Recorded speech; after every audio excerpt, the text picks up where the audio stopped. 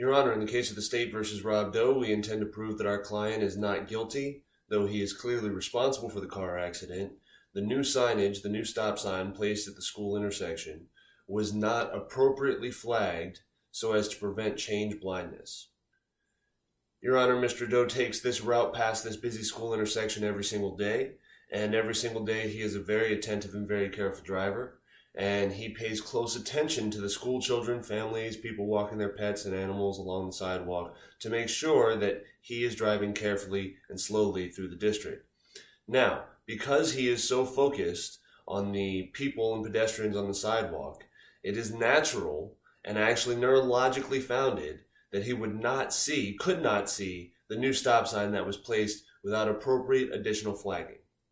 Your Honor, pursuant to change blindness as a neurophysiological concept, there's a direct quote from the Journal of Psychophysiology in a study entitled The Allocation of Attention in Change Detection and Change Blindness.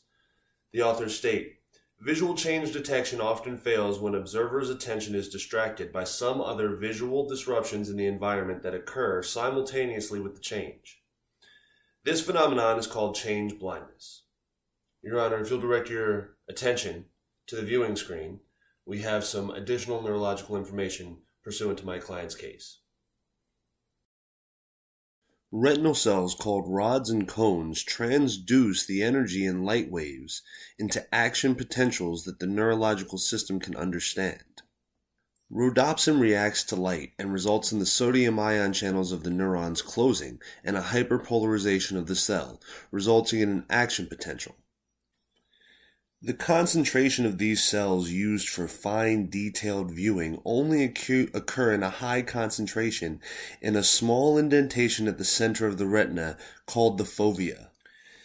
This action potential is conducted along the retina geniculate striate system to the primary visual cortex. The primary visual cortex has a retinotopic layout with an overrepresentation of the fovea. Because only a small degree of our visual field is ever finely, acutely attenuated, our attention plays a large role in what we see. Additionally, the receptive and inhibitory fields of the retinal neurons will change based on attention. Once these action potentials from the retina reach the primary visual cortex, they are distributed for additional processing by the secondary and associated visual cortexes. Here, the action potentials, the responsive and inhibitory fields are parallel processed by different portions of the brain so that spatial relationships, edges, color, motion, and other interpretive values of vision are all generated simultaneously in site-specific locations of the brain.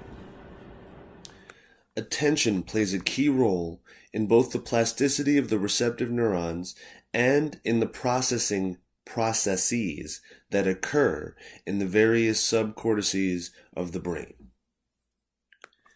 Hence, even though something may occur in our visual field, we may not notice it if we're not paying attention.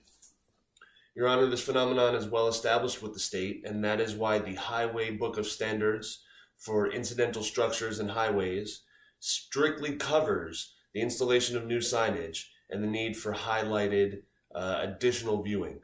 For example, in Section 2A.15, subsection D, a new plaque should be added as a regulatory standard warning sign for periods of time determined by an engineering judgment to call attention to new signage.